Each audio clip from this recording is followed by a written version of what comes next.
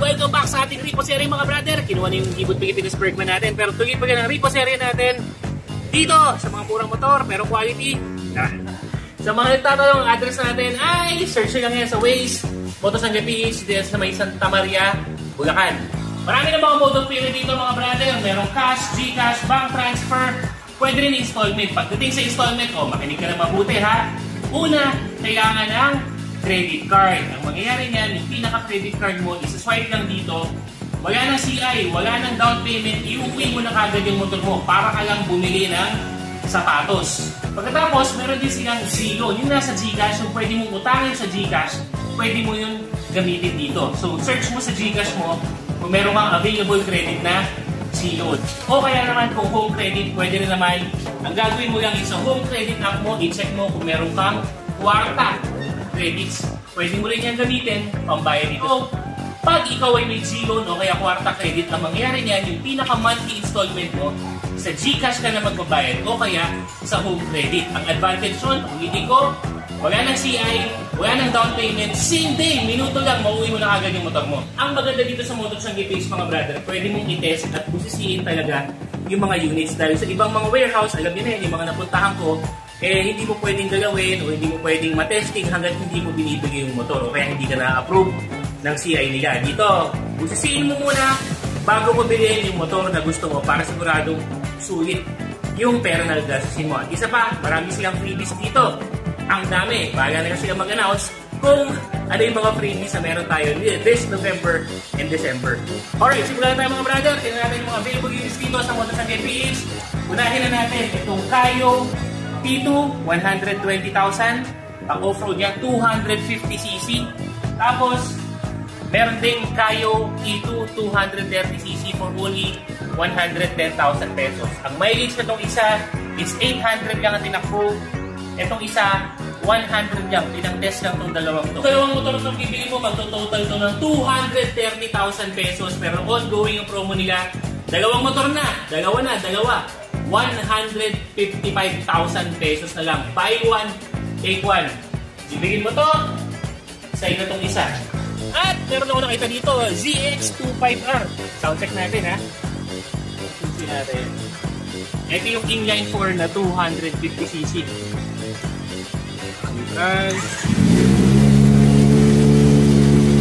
ZX25R Kawasaki.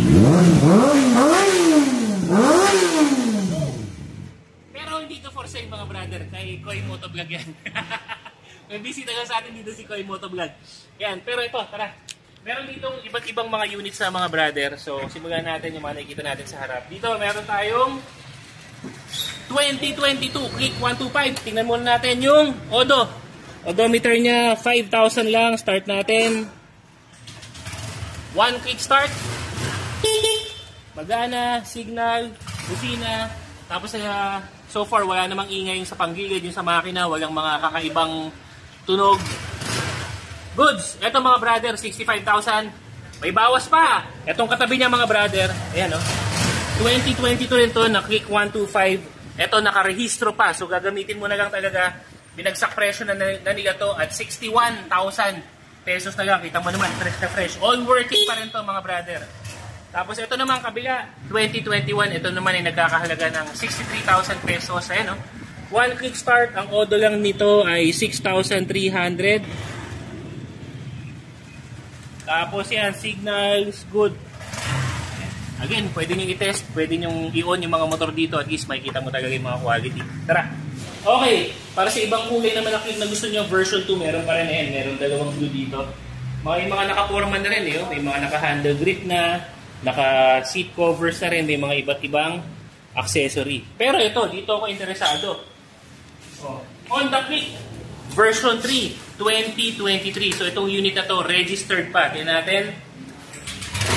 One click start, 3,700 yung auto. Suabe. Parang ano mga brand, parang bago pa talaga. So, eto nasa mga 70 plus thousand. May inaasikaso kasi si Kuya Marvin. Pero nasa mga 70 plus thousand. Tipid ka na dito, tapos registrado na, may papel na yun. 2023, parang mga 10 months old pa lang yata to, 10 or 9 months old na Click V3. Dito naman tayo. Ito naman mga brother, Mio Gravis version 1. Ito, makikita natin 6,000 lang yung odo niya. Start natin. Yan. Nakasaisan pala. Working din. Grabe. Signal. Good. Ilaw. Meron. Ay no. Ito nasa mga 60 plus thousand. Hindi ko alam yung exact figure mga brad. Mga 65,000 pesos itong ano to. Pero pag cash may bawas pa naman yan. Tapos ito naman, Mio Sporty Burgundy. Ito naman daw ay nasa 44,000 pesos. 2020 model ito mga brad. Ang kanyang auto, tinatakbo pa lang niya is 6,900. Naka domino handle grips na rin. Naka Somjin na seat cover. Ganda ng seat cover. Solid. Saka ganda ng kulay mga brad. Oh. Yung pagkamaroon niya. Ganda. Ito na. Dami naghahanap na ito. Pagpasok ko kanina dito, ito talaga yung una ko nakita. 2023 Aerox V2. Oh.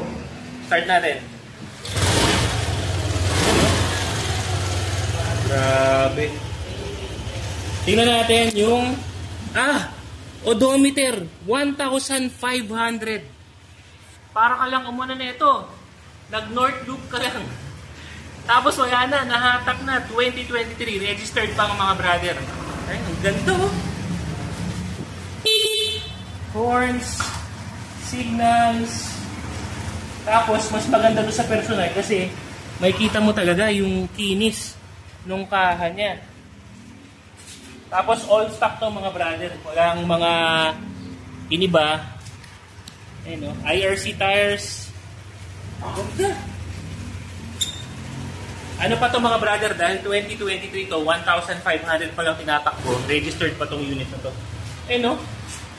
Paunahan na lang yun mga brother. Ito nasa 115,000 pesos kasi almost brand new pa rin talaga to. Pag cash may tawad pa. Ito panalo ka na kasi wala na, ready na to. Hindi ka na maghihintay ng papel. Pwede mo na kagad ibiyahe. At mas mura pa. Sa mga naghahanap ng pang racing, meron ditong Raider 150, 68,000. May bawas pa. Alam ko ano na to eh. Ito yung isa sa mga malaki pa yung madidiscount po. So na carbon fiber na decals ka na. Upgraded na rin yung suspension mo. Tapos naka-custom seat na. Ayun no. At least may medyo lumbar support ka na dyan. Naka-aftermarket na rin na pipes. Ayan, dito sa gilid. Tapos, ano ba to? RCB na brake lever. Ayun, no? Solid to mga brad. Nakaporma na. Ang angas pa. Tapos kulay itim. Solid na solid. Ito rin. Ito, meron ditong NMAX version 2. Tingnan natin. Ito na yung keyless, no? Keyless. Tapos, naka-ABS. Start natin ito mga brad. You know? Kusina. Signal. Ang odo niya mga brad, ayun o, 9,600 lang. NMAX version 2. Ayun o, ABS traction control system. Ayan. Solid. Ang ganda pa nito. Solid na solid yung pag in-start mo, swabe lang ng makina. Tapos ang kulay niya mga brother, yung matte black. Ayan, so ikaw bahaga. Ito sticker lang naman yan. Bahaga ka na kung gusto mo nang ipatanggal. Pero ang ganda pa. All stock to mga brother. Ito lang, parang ino na. Naka-flat seat na, tapos iba na yung latong na seat cover. Ganda. At doon sa mga medyo hip ang trip, meron silang iba't ibang mga Mio Gear dito. Ito, tingnan natin. Itong 2021 Mio Gear, nasa mga 63,000 yata. Tapos, ang Odo ay 5,100. Start na natin. Working. Ito pa pala yung S version. Ibig sabihin yung may automatic start and stop. Ayun, no? So, ito yung top of the line ng Mio Gear. Makuha mo na lang to 65,000 na lang. Tapos, ito rin yung Find Your Trip Edition. Ayun, no? Yung may Filipino type na sticker. Tapos, dito naman, ito naman, 2022. Nakaporma na ng parang tribal. Nagmumukhang tribal type. Pero, yung kulay niya, match pa rin naman doon sa motor. Ito, isa pang 2022 Mio Gear din. Ang odometer naman nito ay 4,700 lang. Start natin. Okay, no? Ganda. So, meron kang puti, merong gray na formado ng decals, saka meron kang Find Your Trip Edition. Lahat gumagana, all working. Para naman doon sa mga ayaw gumastos ng gasolina, ayaw ng rehistro at pwedeng mag-drive ng walang lisensya, ito yung sagot dyan mga brother. Dito sa Moto Tiangge, meron ng mga Honda electric scooters. Yan, ito oh. So iba-ibang modelo yan. Katulad nito, meron tayong Honda Sundiro 07. Lahat ng mga brother, brand new. At itong mga to, pwedeng cash, pwedeng home credit, kahit walang kwarta credit, yung magpapa-approve ka talaga ng home credit, pwede rin yun. Pagkatapos, pwede rin to ng credit card mga brother. Sugit na to. Ito, Honda Sundiro 07. Ang mga features na to, itong mga Honda scooters mga brother, or electric scooters, keyless na yan. Pero may option ka pa rin na gumamit ng manual na susi. Si Sundiro 07, astig, electric scooter, pero naka-disc brake na. Oh, okay, suspension sa harap, tapos dual shocks din sa likod. Yan, drum brake, may plate holder, may utility hook. Ayun oh. May utility hook na rin dyan. Etong e-scooter na to ay nagkakahalaga ng 65,000 pesos. Pang mga shop, fix na yon. Sa Moto Tiangge, pwede pa kayong tumawad. So, babawasan pa nila to kahit na brand new. Etong mga e-scooters na to, makipag-usap na lang kayo dito mga brother. Tapos, ito naman, Honda Duxkey. Ang ganda oh. Kumbaga, kung kailangan na pang service sa mga anak mo, lalo na yung mga within the subdivision lang, pwede itong motor na to. Ito naman ay nagkakahalaga ng 83,000 pesos. Meron ka ng Honda Duxkey. Solid nito. O nga pala mga brother, itong mga Honda e-scooters na to, ang isang full charge na to ay kayang umabot up to 80 kilometro. So kung galing ka ng Bulacan, makakarating ka pang Quezon City, tapos makakabagi ka pa dito. Ganun siya katindi. Depende na lang yan siyempre sa riding habits mo. Pero yun yung sagad niya, 80 kilometers. Charging time lang yan, mga 4 to 6 hours, depende kung gano'ng ka-drain yung battery. Tapos, meron din yung mga available accessories. Iba-iba, napakaraming accessories na to na pwede nyo ring orderin dito kay Moto Tiangge. Parang ito, yung Sundiro 07. Tapos, ito ay gagamitin mo sa village mo. Oh. Yung anak mo, pwede mo po dito. Ito mga brad, additional accessory na lang yan. Or, kaya naman yung iba, gusto ng top box, yan, meron din yan dito.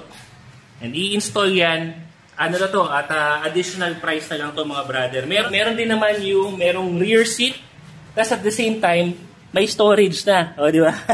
Ang cute. So, at least may angkasan. May angkasan na rin yan dyan. So, Honda Ducks. Ito naman, Zoomer E. Ito mga brad. Yan, meron ditong Honda Zoomer E. Alam niyo yung Honda Zoomer X na na-release dati. Ito yung electric version na. Pero, dahil nasa sulok na yun, ako mismo merong Zoomer E. Papakita ko sa inyo. Tara. Alright, so itong Zoomer E na to mga brother, sa akin to, gamit ko to. Pang araw-araw ko talaga dahil, wala, gusto ko na lang ng electric powered motorcycle. So ito yung sinasabi sa inyo. Ito yung analog na susi niya, pero pwede rin keyless. Pag keyless mga brother, ito nasa bulsa ko lang or nasa bag ko, pipindutin ko lang to. O di ba? Nag-activate na siya. Pwede ko na siya ngayong i-on. O di ba? Tanggalin na natin to. Yan o. Ganda ng high-end talaga to kasi Honda talaga to mga brother. So ngayon, nakapark siya. Ibig sabihin, kahit na anong throttle ko, pag yan ay nakapark, hindi aandar. Safety feature yan mga brad. Ngayon, pag pinindot ko na tong park key, o kaya mag-brake ako, pag nagpula na yan, at eto na, hindi na yung nakalagay, ibig sabihin, ready to go na ako. Okay. Hatak din ha. Oh. Ganda na ito mga brad. Very useful kasi meron akong gulay board dito, merong utility hook, tapos yan bago ko pa lang nabili ito Tapos meron akong battery indicator dito. Basta, ganda ng unit. Rear light, may signal light din yan mga brother for safety. Siyempre sa kalsada mo imamaneho, may busina rin. Yan, dual shocks, naka rear light. So, ganda. Ito ngayon ang pinapang service ko dito sa may bandang Santa Maria, Bulacan. Nag-iikot ako dito. Abangan yung vlog ko nga pala. I-ride ko to ng malayo-layo para malaman ko talaga kung gaano kalayo nga abutin ng isang full charge ng isang Honda Zoomer E. So itong Zoomer E mga brother, nagkakahalaga to ng 85,000 dito sa Moto Tiangge PH. Brand new yan mga brother, tapos ang damakmak na mga freebies. Ang maganda na ito, pag kay Moto Tiangge PH ka bumili, kahit na brand new price, babawasan nila para sa'yo. Tingnan natin yung mga freebies. Tandamakmak ang mga freebies niya mga brother. Una, meron kang raincoat, ang phone holder, rin yung charger, side mirrors, pedal assist, yung para pwede mo ipedal yung e-bike mo in case of emergency, a safety lock, para motorcycle cover, ang isa pang lock pa, kasi free helmet. Ito yung free helmet niya mga brother. Pang Honda e-scooters talaga. Ayan o. Ganda! Oh. Hindi ito yung nutshell ha, iba to, matibay to, tsaka yung meron siyang bigat, tapos tingnan mo yung foam sa loob. Makapal talaga siya mga brother. Parang pang classic na. Parang mga pang vintage yung datingan niya. Tapos may visor na rin yan. Yan, para hindi ka naman masyadong salubong sa alikabok, di ba? Lahat ng yan, kung susumahin yan, alam ko nasa more or less 3,000 pesos, ibibigay na lang ni Motochanggi PH para sa'yo. At yan ang repo series natin para sa araw na ito mga brother. Ayun, tabay ka sa iba pang mga videos natin mga brother kung saan ka makakuha ng mga quality na motor at the same time yung mas makakatipid ka. Kita-kits tayo. Take our next video mga brother. Salute!